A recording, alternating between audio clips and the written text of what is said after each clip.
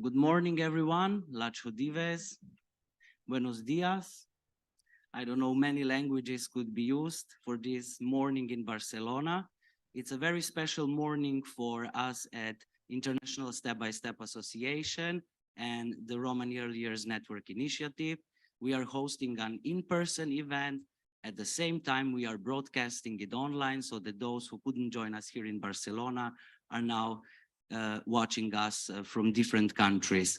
So welcome all, both you in person. We have representatives of national REYNs from 11 countries here, as well as some local stakeholders. And our panel is here also ready to give you some insights. My name is Aljosa Rudas, and I'm a REYN coordinator and at ISSA junior program manager. I'll be facilitating this event, and it's a great honor to welcome you on the launch event of the evidence that we collected through the REYN Early Childhood Research Study.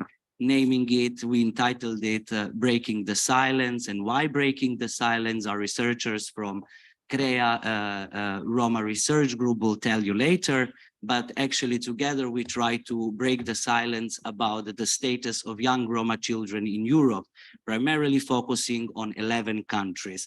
And it's my pleasure and honor to introduce you to Manuela Fernández, the director from the Office for Equal Treatment and Non-Discrimination. Welcome and thank you for being with us. First one? Okay. So good morning to everyone. Lacho dives. I would like to apologize first because I don't have a good level of English. I will do my best and I'm very, very nervous. Secondly, I would like to thank you for inviting me. I am very excited to participate in the presentation of this study because of what it represents for the rights of Roma children and their families. And because if the results are incorporated by the governments mainly, it will mean an improvement in their lives. So for the first time, the government of Catalonia includes a Ministry of Equality and Feminism that stands on equal foot with the rest of cabinet portfolios. This reflects the commitment of the government towards instilling 4 major transformations in the country: the democratic transformation, the social transformation, the green transformation, and the feminist transformation. The latter has an axis of its own in the government plane, namely toward a feminist country based on the guarantee of human rights, which starts with the following statement. Inequality, discrimination, and violence are both cause and consequence of a structural systems of oppression that generate arbitrary domination, such as heteropatriarchy, racism, and anti-Gypsyism. The action of this government aims at guaranteeing human rights, since without equality, there is no individual or collective freedom. It requires a fair and equitable distribution of opportunities and resources based on recognition and respect for difference. So we have a new ministry which has to roll out a new law, the Act 19-2020 on equality of treatment and non-discrimination, which I will now explain to you very briefly. Through an office, the Office for Equal Treatment and Non-Discrimination, and it does so by appointing the first Roma person in history as a high position to carry out this responsibility. This is me. It seems that we are late. We have 600 years here, but we are late. But if we arrive, we can make many changes possible. So the Act 19-2020 on equality of treatment and non-discrimination seeks to safeguard the right to equal treatment and non-discrimination, to eliminate any action or behavior which may violate the dignity of persons, and to guarantee the free development and free expression of personality and personal abilities without discrimination of any kind. It regulates the rights and obligations of individuals and legal entities, both public and private, and lays down the principles that must inform public measures aimed at preventing, eliminating, and remedying all forms of direct and indirect discrimination that may occur in either the public or private realms. The grounds protected by the law are the following. Is the next, yeah.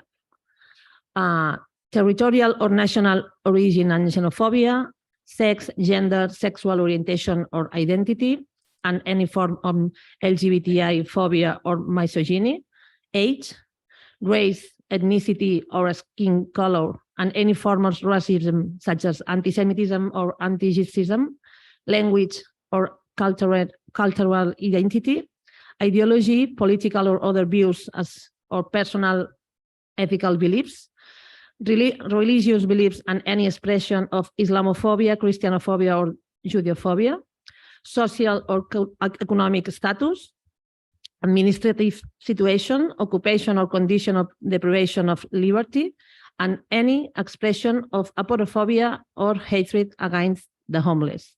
Physical, sensory, intellectual, or mental disability, or other types of functional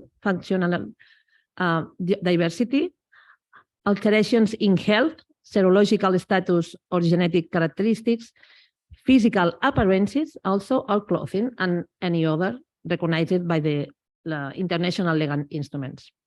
So the passage of 2020 Act allows for administrative protection against situations of discrimination.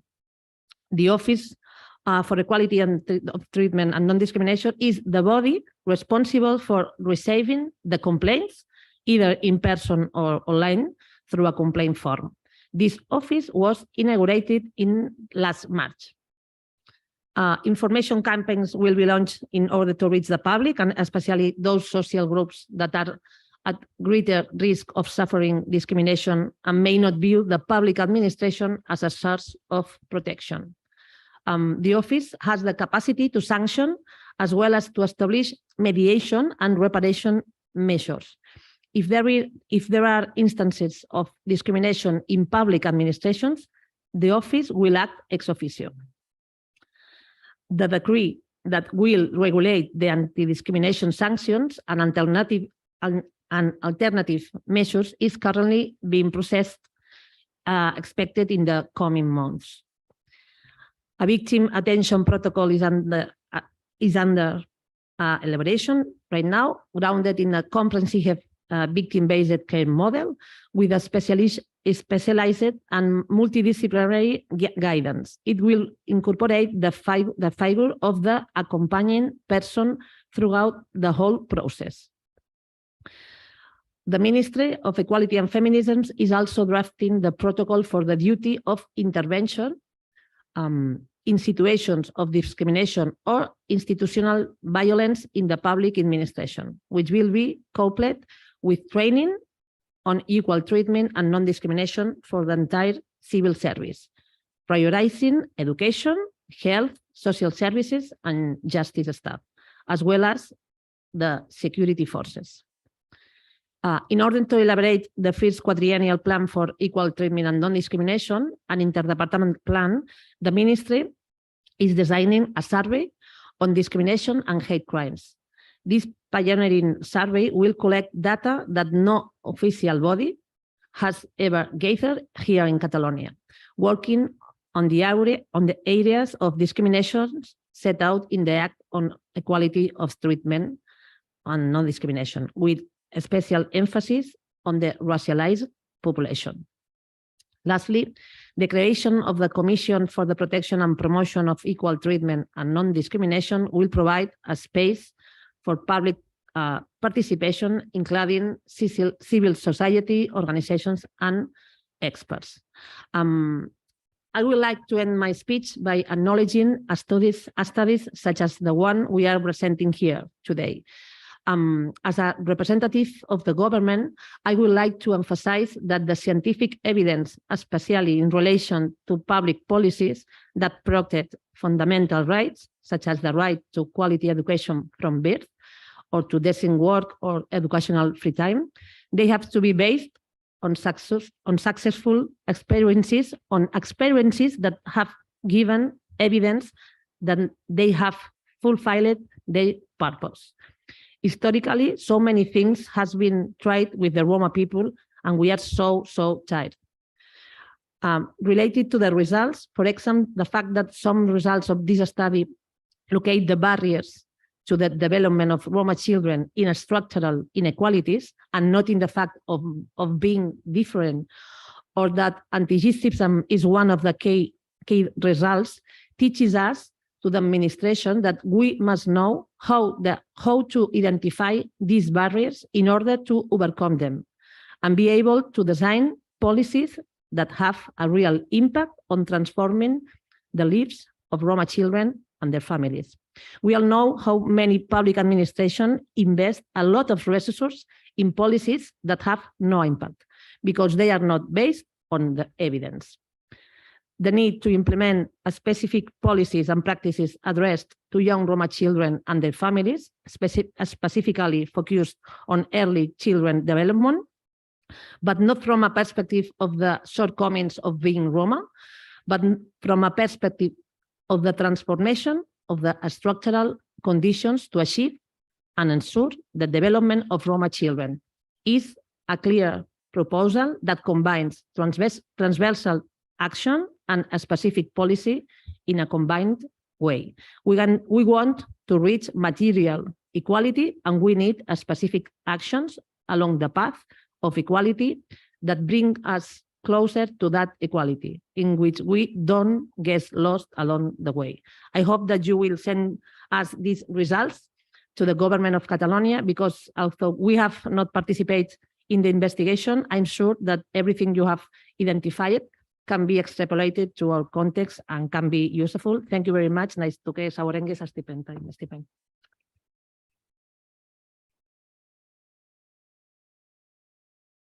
Thank you. Thank you so much, Manuela, for your contribution. And it's really there in Catalonia, they are setting an example for many European countries, appointing a Roma woman to be a director in such an important body of government, and especially launching the law, the act, which clearly states that and recognizes and acknowledges the anti-Gypsyism is also one of the way that should be treated through the legal processes. Really amazing, and hopefully many countries will take an example. And thank you also for the encouraging words for our research studies that we did, and shortly we will learn more about them. Now, I would like to introduce you Liana Ghent, the Executive Director of the International Step-by-Step Association, just to open the door to the early childhood field. Liana, the floor is yours.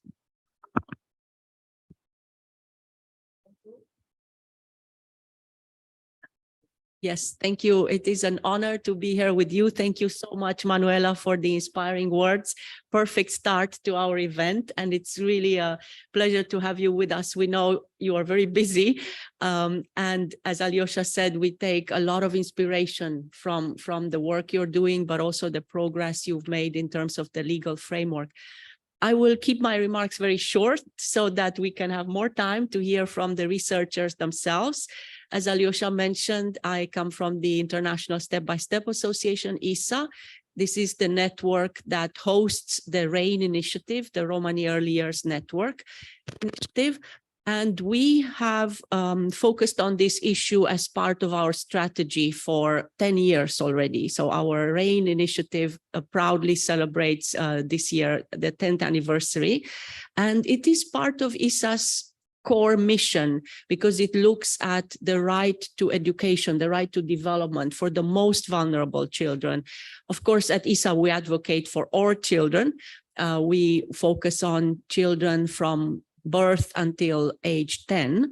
And we, through our work of our support programs that look at the quality of services that young children and their families access, but we also look at the wider environment in which children develop.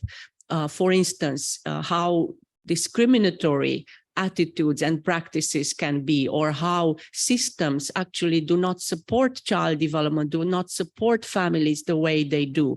So through the work of our members in more than 40 countries, all over Europe, Eastern Europe, Western Europe, Central Asia, we stand for young children. We stand for their development. We stand for the families, but also for the practitioners that work with them. And we are, of course, working in such a diverse region. You can imagine, from Western Europe all the way to Mongolia. However, we see that the challenges are very similar often, and the approaches, the understanding of quality can be very similar as well. We see the same in the REYN network, as the research will also show. There are similarities across countries, and also we can learn a lot from each other in terms of progress made. I mentioned already the work of ISSA and the fact that what is our core work. I should also honor the work of our members. We have close to 100 member organizations, and 11 of them are part of the REYN network, and many are here in the room. Many, I hope, are watching us online right now. Why did we choose to partner with our researchers, partners at CREA? Why did we embark on this research? First of all, we wanted to make our own work more informed by the reality on the ground. But we also wanted to understand more, has there been any progress? We wanted, as Manuela said, to gather evidence, to really have data and to have arguments that we can use in our engagement with policymakers. And we think that we have gathered significant such arguments. Just a few words about why we think that this research is unique and special compared to the research that we are all familiar with. First of all, we chose, as we designed it together with the research team, we chose to look at the most vulnerable among the vulnerable, to really understand perhaps the situation of those that are not usually in the light, and that we felt is very important and very much part of our mission. About the methodology and why that is unique, that's not my best effort here to describe. I'm sure Fernando and Emilia will do a much better job. But it is also unique, we feel, because we chose to look at wider aspects that support or hinder child development. So we didn't just look, are children accessing kindergarten, or are children accessing certain typical early childhood services, but we looked also at the environment in which children grow, physical, but also other kinds of emotional environment, social environment. And we looked also at many things that the rest of us take for granted, like having running water, having a park nearby, having a library nearby. So we tried to understand, what is it like to be a young Roma child in these conditions? And we hope that the findings will be put to good use, not just by our own network, because the results have reinforced our commitment that just how important and how needed our efforts are.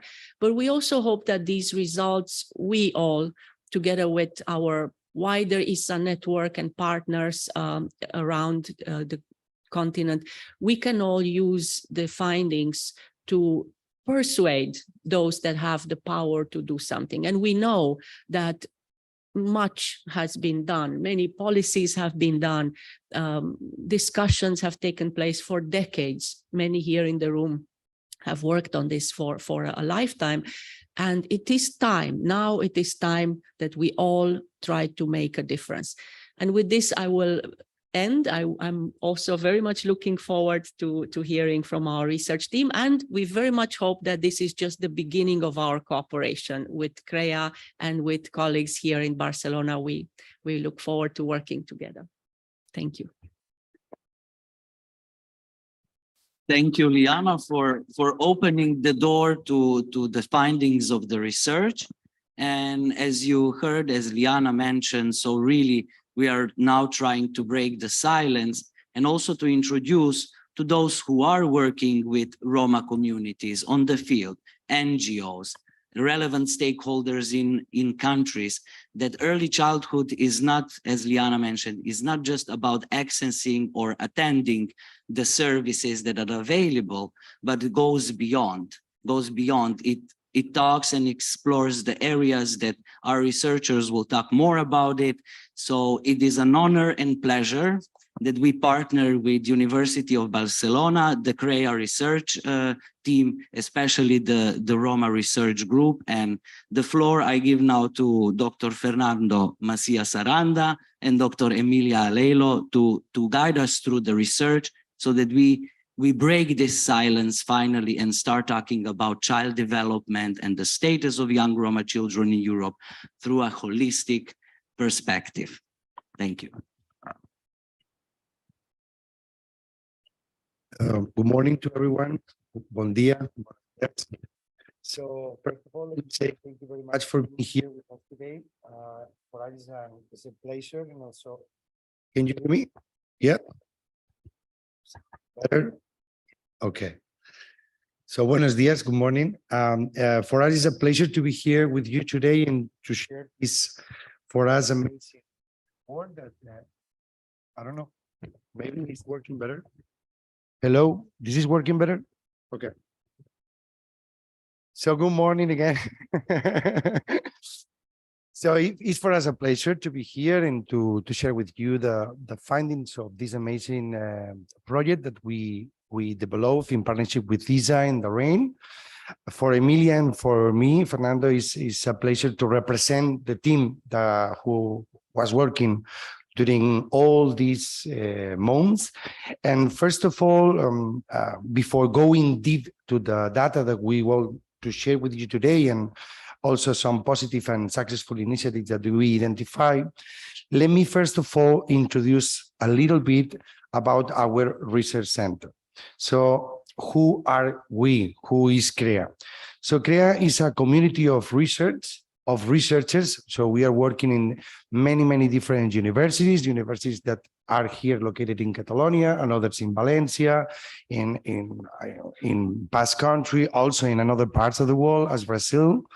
We are working in an interdisciplinary way, doing researches on sociology, education, pedagogy, social work, political science, but also we are a group of really diverse people in terms of religion, age, ethnicity, and gender. We have a main goal in our research group is not only to be excellent in our research, publishing the results of our investigations, but also to do things that really transform the lives of people, in terms to be also a human excellence in the research. To do that, we use an approach. This is the communicative methodology. In the case of the Roma Studies, that is one of the lines of our research group. As you know, usually the research that is done from many years use or look the Roma people, not including their voices in the research, and also arriving to conclusions that at the end reproduce the stereotypes and prejudice against us, but also that are not transforming really the life situation of that people.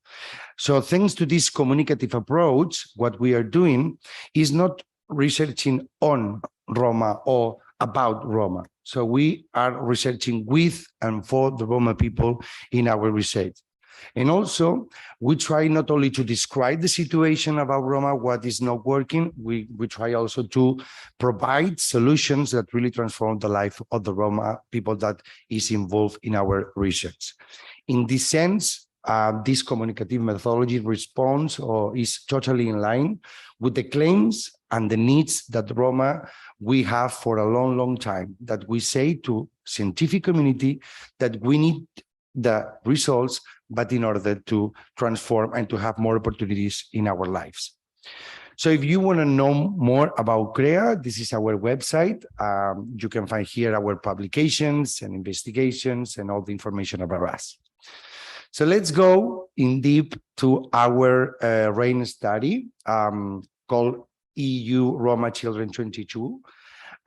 This project, or the proposal of this project at the beginning, as Liana mentioned before, was to bring in focus and discussion the current situation of young Roma children under 6 years of age and their families in these 11 countries, also analyze these structural and emerging issues and indicate what should be prioritized in both countries and also at the European policy level. To do that, we take into account the key areas that are important when we are talking about the child's development, not only if they have or not access to education or early education, but also what are the living conditions, what about safety and security, what about responsive parenting, etc., etc. So the general objectives of the project, the first one was obviously assess and present the situation of these young Roma children and their families in these 11 countries, identifying the barriers, the needs, the structural challenges, and special needs that maybe appear because the COVID situation. The second objective was, in this communicative approach, is not only describe, is also what is working, what is going on that is really transforming the lives of these children. So identify positive actions and successful actions that can give us the opportunity to improve the situation of these vulnerable, inside the vulnerable population, as Liana mentioned before. And the last general objective was also provide a consolidated evidence in order to advocate for Roma young children and families access to high quality, inclusive and effective early childhood services in all Europe, not only in these 11 countries, obviously focused on these 11 countries, but also in order to translate these results to the other side of Europe. And finally, inform the advocacy work of ISSA under the REYN initiative for engaging its position and influence as an advocate on Roma-related early childhood development issues. At the end, what's the photo of our project? What we know, what we need to know, and what Europe and these European countries needs to do. That's, at the end, the final proposal of our REYN study. So in order to design this project, we look the literature review. So what is important for the child development? So for any child, the most important thing in order to be safe and to have the same opportunities is to look what is the family and living environment of this child? What about the safety and security for this child and their family? Also, what about the health and well-being? Obviously, early learning, and also the paper of the parents and families. But in the case of Roma children, also we need to include another indicator, another variable, is anti-Gypsyism, is discrimination, because this is not always happening with every child in the world, but it's many, many times happening when we are talking about Roma children. To do that, we take all the amazing work that all the REYN national contact points did in these 11 countries, as you say, Belgium, Bosnia and Herzegovina, Bulgaria, Croatia, Hungary, Italy, Kosovo, Serbia, Slovenia, Slovakia, and Ukraine, as you can see in the picture. And at the end, what we did, so we did a different techniques. We did this research in two phases. One on a first phase, more quantitative, with questionnaires to Roma families and questionnaires also to stakeholders, and a second phase, more a qualitative, in order to do interviews with policymakers, stakeholders, and also focus groups with families in order to put in relation this quantitative and qualitative data, these numbers and the voices at the end. So it means that we collect data for more than 3,000 people. For sure, we are talking about the vulnerables inside the vulnerables, but we are talking about many, many people. And at the end, we are talking about more than 2,000 800 Roma families in these 11 countries, because each questionnaire represents a whole family that in average represents to 6 or 7 people by home. About the limitations of our study, for sure, the sample, we cannot say that the sample is representative. We cannot say that the sample is, we can generalize the situation, but we need to take into account the sample because they are talking about many, many barriers that they are facing. Also, we face another situations during the fieldwork. For instance, obviously the case of Ukraine, as unfortunately you know that what is happening there. Fortunately, they did almost all the field work. So thank you very much for your work and for being here with us today too. And also in other countries during the field work, they don't have the opportunity to access to the total sample, not the 50 families. So they question 40 families or 20. So some data should be taken into account carefully with this point of view. Let's go to this country analysis and let's go to talk about the data that we obtained during the investigation. In this first phase, we create these infographics with a country profile in quantitative terms, in numbers, about what is happening with these Roma children under 6 years of age and their families. I think that you can find the infographics at the end of the room, and at home you can find the infographics online. I think that Aljosa maybe then can explain more. And also we have another infographic more from Belgium. This is not quantitative, it's more qualitative, so it's not much numbers, it's more like the voices from the stakeholders, the families and the policymakers, but both of them are really useful for this first phase. We identify 2 key findings and 2 key challenges. Let's go first of all to the findings. The first one is talking about the difficulties and barriers that these young Roma children under 6 years of age and their families are facing. We structured these findings in 5 policy important areas. The first one is about family status and living conditions.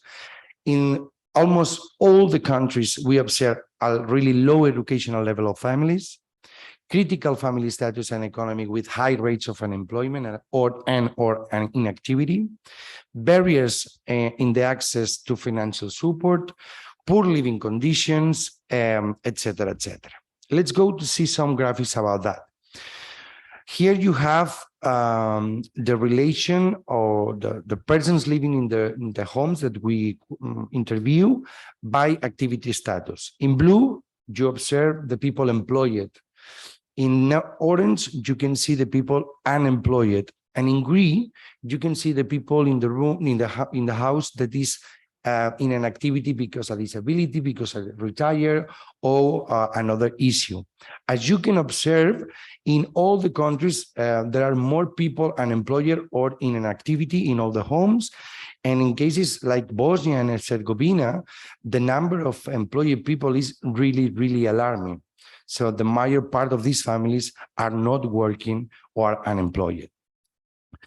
This is also happening with, we observe the educational level. I know that there are a lot of information there and maybe you can not watch well, but you can see in the first columns of each country, the people who has less than secondary education. Unfortunately, also in all the countries, the major part of the families, they don't have the primary school finalized or they didn't arrive to high school or didn't complete the high school. So we are talking about families that commonly they didn't successfully overcome the high school education.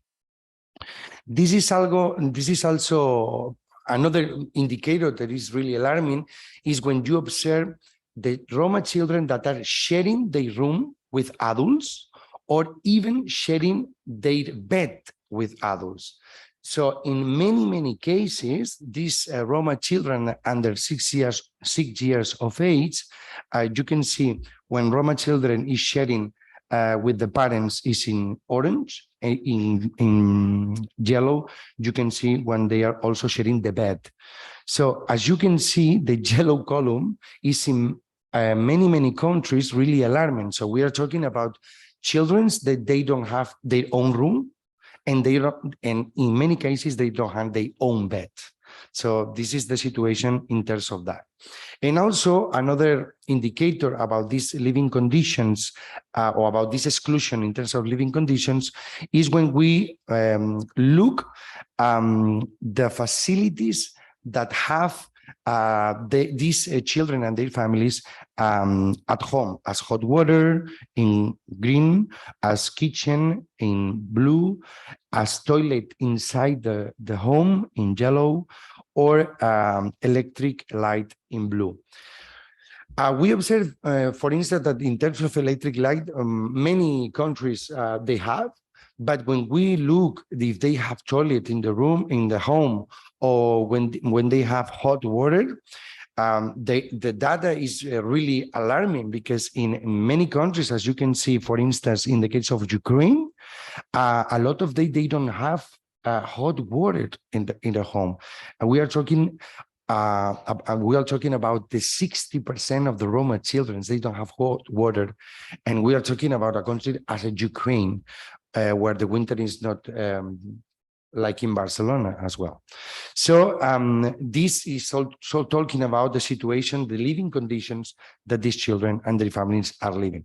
We have another indicators also, for instance, how these homes are facing some problems like leaks or insufficient natural light, or pollution, crime, vandalism.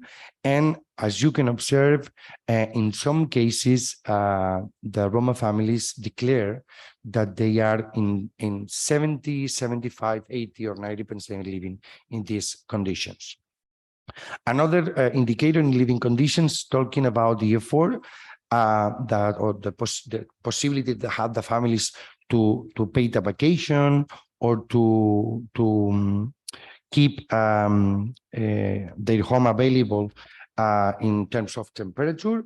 And also the indicators that you can observe in the slide are really alarming in the major part of the countries. Another group of indicators talk about health and well-being. We observe that problems in immunization of Roma, dangerous habits and situations related with maternal health, barriers to access to family and emotional support, and also alarming eating habits and routines. Here you have the percentage of Roma children under 6 years of age that have all the vaccines for his or her age. In cases as Bosnia, again, or Ukraine, this percentage is over 30%. So it means that we are talking about Roma children that they don't have this access to vaccination. Also, you can observe when families talk about the possibility that they have to have support for the other ones when they feel down, or they are unhappy, or they have a problem. In some cases, as Croatia, the 95% of families declare that they didn't ask no one when they have some problem related with this topic. And also, another alarming indicator is the number of people with disabilities who are living in this home. In cases of Hungary, the 42% of Roma homes have someone at home with a disability. And this is also happening in Ukraine with a 36%, or in Serbia with a 30%. When we talk about the habits, we observe also a really important issue related with the smoking during pregnancy. In the major part of the countries, this rate is over 30%. So we know what this means for the child. And when we talk about the possibility to have the Roma families, or we ask them if they visit a health center in the last 2 months, they recognize in many cases that yes, they go to a health center because a child problem related with the health.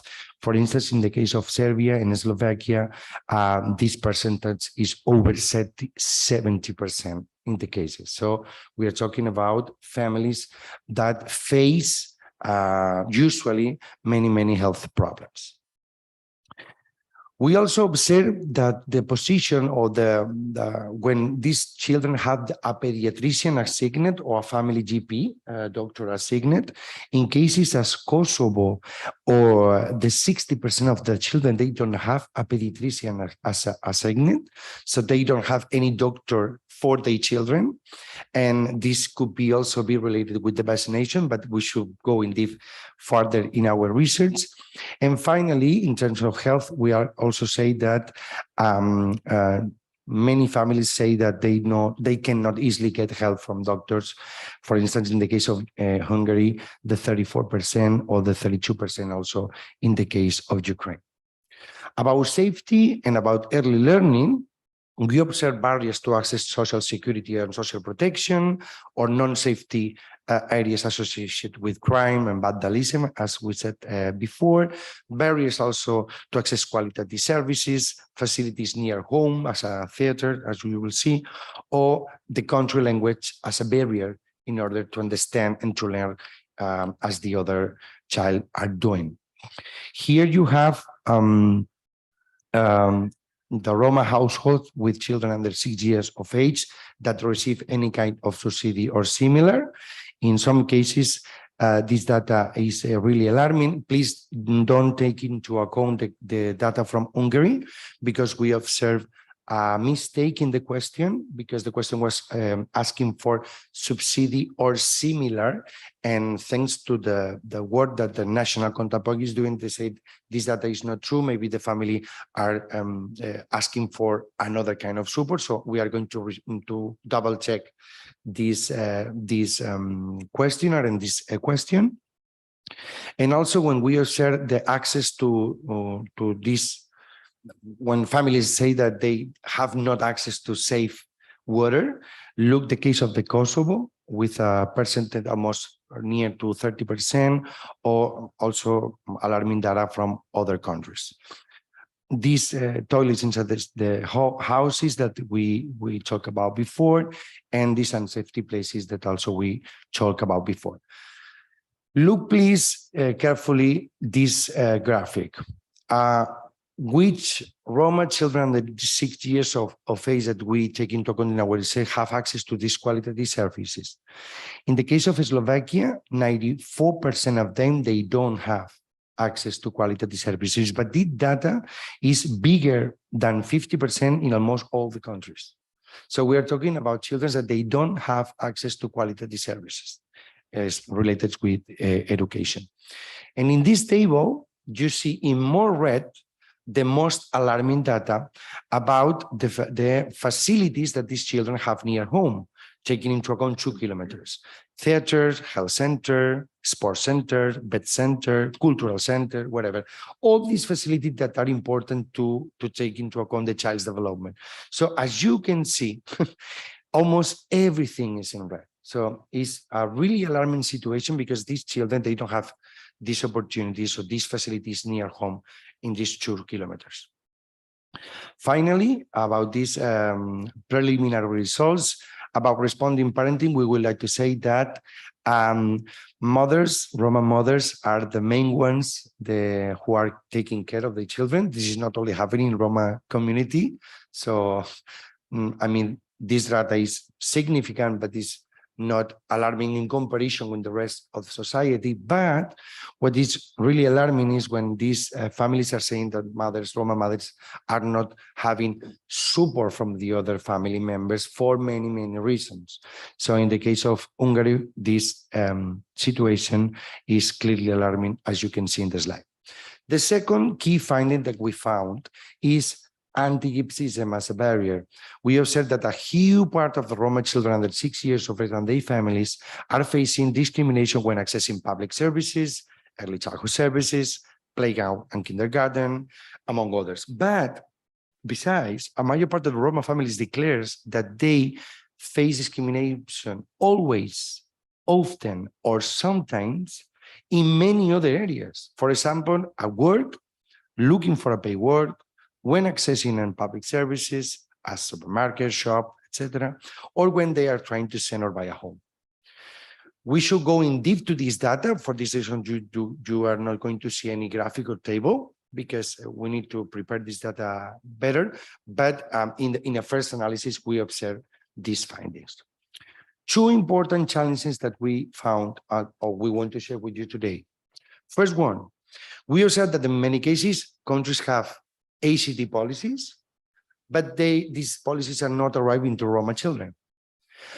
And when they have Roma policies, these policies are neither arriving to Roma children. So we need to combine these policies, early childhood policies and Roma policies, in order to have Roma or policies especially addresses to Roma situation, but inside these policies, we need to include the most vulnerable in the vulnerability, as Roma women, as Roma with disabilities, as Roma children under 6 years of age, or another groups. But as Manuela mentioned before, thank you very much for your presentation. We don't need any policy. We need evidence-based practices and policies, because many times we are doing things that or are not working or are reproducing the situation of the child and their families that we are working. What is the further steps that we should do? For sure, we need to go in deep to the qualitative data and put in combination these quantitative, these numbers with the voices, finalize this cross-country analysis that hopefully in the following weeks we are going to share with you the final report or the final document. For sure, to define what are the priorities at European and at country level, and also to think about how to disseminate and use the data that we have. We have good news for you. Even or in spite of we didn't go yet to the qualitative data, because the CREA background research, we can share with you today, and Emilia is going to share with you today, some positive initiatives or successful educational actions that are transforming, that giving us an opportunity to improve the situation of this family. So give me, please, let me please give the floor to Emilia in order to present this part. How much time do I have? 20 minutes? Okay, that's fine. Okay, so good morning to everybody. It's very nice to see you all again. And thank you, Manuela Fernández, for being here again. We know how busy you are. And thank you very much also, Liana, for the excellent work that ISSA is doing. I think that it's very important what you have mentioned. And I think that it's very important also. Do you hear me correctly? Yeah. The value of this survey that you, Liana, pointed out, how to capture the reality of the vulnerable within the vulnerable. So that's very important. I think that it's also very valuable what you already mentioned, that we have legislation, so we are progressing, we are making steps. And it's also very valuable that in this room, we have policymakers, we have researchers, we have people coming from different types of NGOs and grassroots organizations. So, okay, there are problems, but at the same time, alliances and synergies are being built on the ground to overcome this situation. I will focus on it's kind of the data that we have shown with this survey reveals the urgency of the moment, the urgency of do something, but at the same time, thanks God, we know that there are things that are working, and we have sound data and rigorous data that shows that, okay, how we can transform that situation. I'm sure that in the coming months, when you collect and analyze, and when we do that together, the qualitative data, we will also capture those stories of transformations. The European Commission has commissioned a work that actually Dr. and Professor Teresa Sordé, who is also a member of CREA, was in this expert group. And the European Commission is already saying that we need to priority should be given to mainstreaming existing good practice. This is not an isolated, there are a number of examples of inclusive education informed by research that have been shown to have had a social impact. Actually, yesterday we were talking about this. This is not an isolated case. Such improvements are due to the implementation of successful educational actions that have increased student attainment, coexistence, and social cohesion. And what is even better is that these actions are being transferred all over the world. So just recently, in this same report, another thing that the report explicitly told is that we need to overcome this educational myth. So many times we will hear that Roma families are not interested in education, and we know for sure that this is not true. So we are saying that, but I'm not going to say that is more important, but we also have legislation and European institutions saying that that's not true. Also, the specific call in research, was elaborated to fund this type of research that captures the reality of not just showing what's happening, but also how we can transform the social reality. Also, good news is that in these very months, in November 2022, a European funded project of 10 partners across Europe is going to start, focus on early childhood education. This is being led by Dr. Rocío García Carrión, that she's member of CREA. So again, we are doing here, it's based on a mixed methodology, and this project, Say Early, that you can also Google it and you will find more about it, it's going to implement successful educational actions. You might be thinking now, okay, what's successful educational actions? I invite you to take a look at the European Toolkit for Schools. This is a platform promoted by the European Commission in which the best practices and successful educational actions are being explained. And it's not also they are being explained, but also a lot of insight of how we can do this are gathered there. A good news also is that we need to go from speculation to science, that the European Commission is saying that, research is saying that, and even Roma families are saying like, okay, we no longer want others to be experimenting with our children, because I'm not going to allow nobody to experiment with mine. So why I do have to allow others to experiment with Roma children? And we do know, unfortunately, that so many times there are children in 2022, Roma children that are going to the school and they are being segregated to grow tomatoes, for instance. So this is a reality, and this is a vulneration of a human and fundamental right.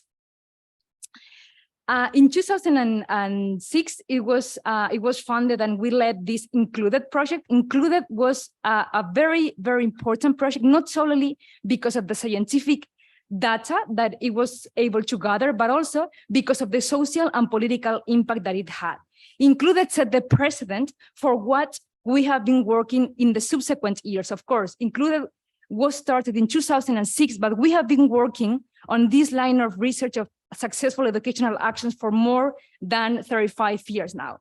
Included, as I've mentioned, had scientific impact. You can find more than 100 scientific articles published in peer-reviewed journals, but also it had political impact. So you can see legislation that has been built, taking into account the evidence provided by the Included. Actually, Included was in deep collaboration with the government of Catalonia, and if we have this very progressive legislation in Catalonia now, it's because of this ongoing dialogue and collaboration with policymakers, scientists, and also people on the ground. But also, Included has social impact. We are seeing now that more than 9,100 educational centers of different type, non-formal education, informal education, and formal education, going from early childhood education until adult education, are implementing the successful educational actions in Europe, in Latin America, most of them, but also going beyond. So what successful educational actions are those actions that can improve school success and contribute to social cohesion in every context where they are implemented. And we are gathering data, robust data, to show how one thing is working here in Barcelona, but at the same time is working in Malta, is working in Portugal, or is working in a tiny neighborhood in Mexico. Successful educational actions are in line with theories and research that highlight two very important principles in educational research. And I'm not gonna give a theoretical lesson here about education, but it's the key importance of interactions. We learn by talking with each other, and we know that the most diverse and the most the higher number of good quality interactions are going to help to improve our learning. And this is very, very important in early childhood education and for early childhood development. And also interactions are very important, but also it's very important community participation.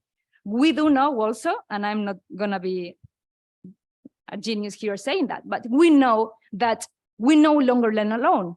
We learn also in other spaces, like at this one, or maybe in this community center. For that very reason, the slide that Fernando was showing of the sad reality of so many Roma children not having access to sports, not having access to cultural centers, all those are sites where learning also takes place.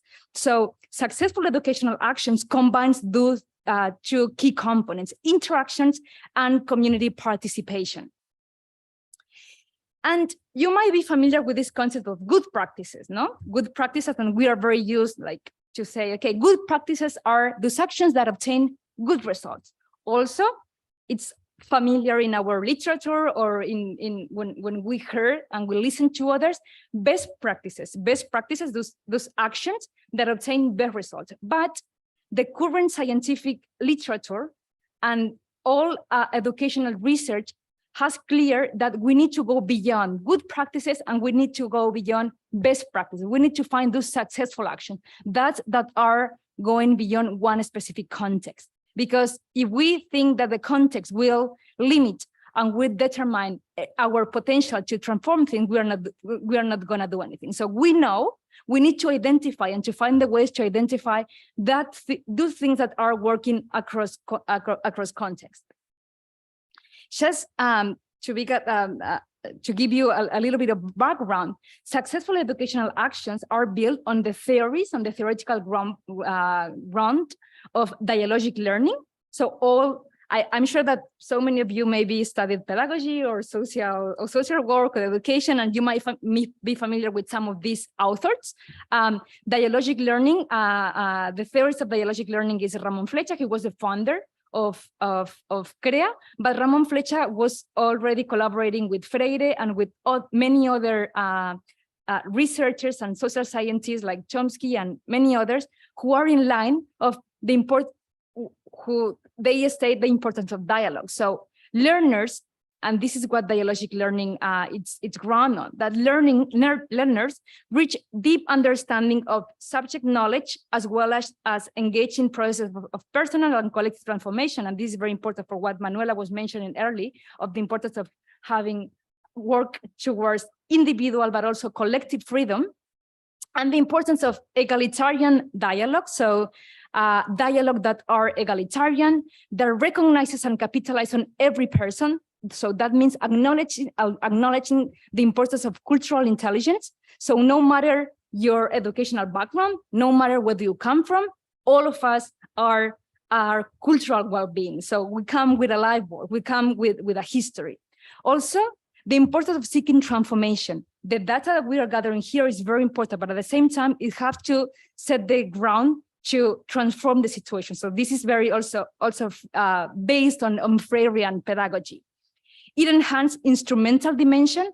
This is very important because so many times we focus on feelings, on emotions, which are very good, but also we cannot forget instrumental dimension. We cannot forget that children need to go to the school and learn maths, learn sciences, or learn languages. Are based on solidarity, and this is very important because the non-Roma communities need to learn of the Roma communities how solidarity, real solidarity works. Acts as sources of meaning creation, how we can also create meaning when doing this, and promote the equality of difference. We don't need to be the same, but we need to preserve this diversity, but be equals in this diversity. I think that it's important to emphasize this instrumental dimension of size, as I've said. Successful educational actions achieve the best results in instrumental learning and values and emotions and feelings. So this needs to be a multiplication. It cannot be or. And this is very important. Emotional well-being is very important. We do know that. But also it's very important, as I've said, that we make sure that our children are also succeeding in all the other competencies that will enhance them to get a job when they reach their adult life. I don't know how much time do you have? Bien? Yeah, are you following me? If any question, I'm happy to stop. Again, you can find this information in the European Toolkit for School. Everything is open access, and I can say that most of the papers derived from included and other research, because they have been funded with public funding, are also in open access. There are 6 successful educational actions, but I'm going to explain here just 2 of them: dialogic literary gatherings and interactive groups. Also, keep in mind that family education is very important, because we do know sometimes we are saying that, well, the socioeconomical level of the parents are going to condition the academic results of children. We know that that's not true. That's a correlation. It's not a causal relationship. And we know that we can reverse that correlation if we train parents. So we are also developing programs of family education, and we have also gathered data of how those parents who are engaging in family education are being able to help their children, for instance, when they do their homework. But I want to focus us on 2 successful educational actions. Also, I invite you to check these social impact platforms. In here, you can access, it's very easy. You just like scan the code and you access there. There's one platform of education, and this is it's built on citizen participation, because yesterday we were talking about the importance of co-creating knowledge. So we are co-creating knowledge together, but also we are disseminating and putting the best evidence available to everyone. So I invite you to check this. What are dialogic literary? Well, it can be 5 minutes, that's perfect. So the gathering is an educational and cultural activity where people gathers together to create knowledge and meaning about the best universal and scientific knowledge. It can be literature, it can be music, it can be art, science, or math. So the importance of this is the attention, it's to the different interpretation, to the thoughts, to the feelings, and the argot that creates in participants. We have seen results of how when children, but also when adults participate in these dialogic gatherings, for instance, the dialogic literary gatherings, that means reading, for instance, together the Quixote or Lorca. So those artworks that have so many times been forbidden or kind of like not associated, that we, like people with less academic credentials, can access to this literary work. So how when we do the dialogic reading, the interpretations of this and the dialogues are very impactful. We have obtained data of how this improves oral expression, reasoning and argument creation, thinking critically, improving the vocabulary of the grammar, but also having an impact, for instance, in how trust is promoted, and that has an impact eventually on the coexistence. Interactive groups. Interactive group is a way we know of the importance, and as Said mentioned, the key importance of interactions, but we know that it's not, I'm gonna learn more if I talk with someone from a different context rather than if we just talk together, because we need to promote heterogeneous interaction. So the idea of interactive group is organizing classes, the schoolroom, in groups where children have different levels. So there are heterogeneous interactions, and children can help each other. That's a key principle. So each small group has an adult volunteer also, so people from the community access the school and they help. It can be a Roma father, or it can be a Roma grandmother, or it can be a migrant mother, an illiterate even mother or father, who access the school and helps children to resolve the activities. Again, there's a lot of literature and evidence of how this works and how this impacts on the, not solely on the instrumental dimensions of children, how children learn more, but also on the coexistence, on the solidarity, on trust. I'm gonna go quick here, because I want to mention something that we were talking yesterday. And just as a takeaway, we need to keep in mind that dialogic interactions are important, that high quality interactions in all contexts are very important, that we need to bridge this gap between school and home. So for instance, if we do programs of family education, we are contributing to this, and also that we need to ensure success for all in learning and development. Also, the impacts are not solely in education. The impacts are already in health. For instance, there's this article that I invite you to check. We have get beautiful data of how, for instance, Roma families members, because of participating in the school, in how the school is organized, getting involved in the interactive groups, or getting involved in the dialogic literary gatherings, this has an impact in the health.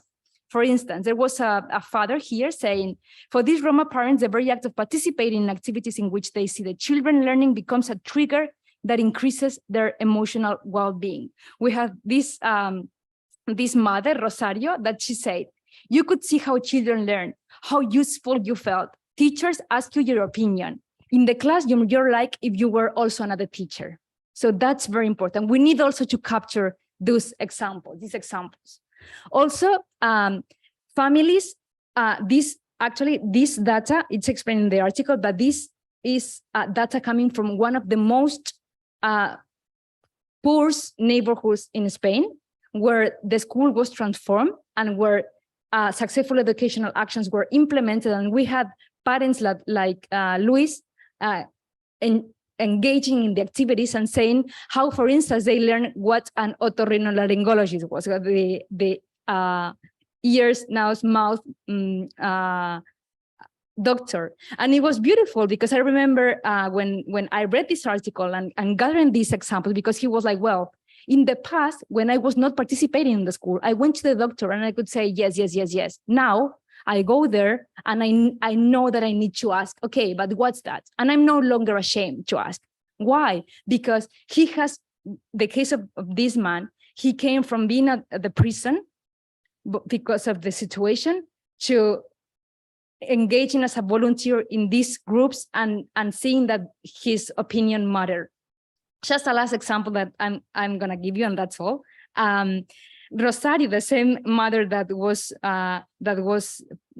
in the previous quotation, she said, by being involved in school, for instance, there are mothers whose children come to school very scruffy, and by coming here and joining in the interactive group, you change your image completely. You take better care of them. This happened to me.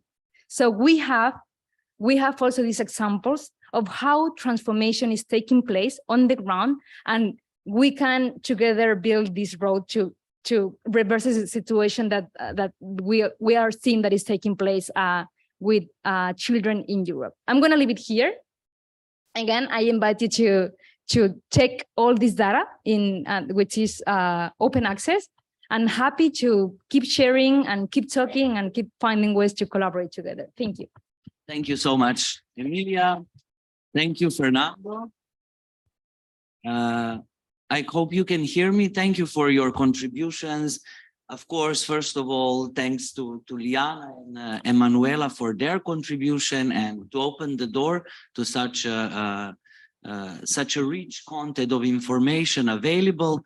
And as well, like we are so proud and enthusiastic about the outcome of the research, about the preliminary results from the research study. As Fernando mentioned, the infographics for all of 11 countries are already available. For those in the room, you can take them in there on the table, but those of you who are watching us online, or those of you who will watch the recording after this event that will be available on our YouTube channel, you are invited to visit our website, either on issa.nl or reyn.eu, and you can download and access all the infographics. You can also follow us on our social media channels, and you'll get all the updates about the research and other work that all 11 national REYNs and other ISSA members are doing in the region. Well, while Emilia was talking about the education and stressing the education, let us now a little bit bring back to the early childhood education and care, and also to mention, and I'm sure she was about to mention, but we had to cut it because we will have to disconnect from the online platform soon. So we encourage you also to visit the school gateway, or you can also come to REYN Knowledge Hub, where the toolkit of inclusive early childhood education and care practices is available, where some positive and successful practices were identified. And here in the room are some representatives of ISSA and members of REYN who were implementing those successful practices and are still implementing them. So we encourage you to visit and check this toolkit as well, that especially highlights the early childhood education and care successful practices. But not just that, visit our Knowledge Hub on ISSA's website or Knowledge Hub on the REYN websites, where you will definitely find a lot of inspiring practices from our members, from our partners that are promoting, working, and implementing different programs and intervention when it comes to early childhood education, not just targeting young Roma children and their families, but also other vulnerable groups. What to say? At this stage, I would like to thank to all of you who were participating online. We will now close the online platform. And for those of you who will be watching this recording after the event, I hope you will find it useful. And if you have any additional information, feel free to reach out. Thank you. So now silence.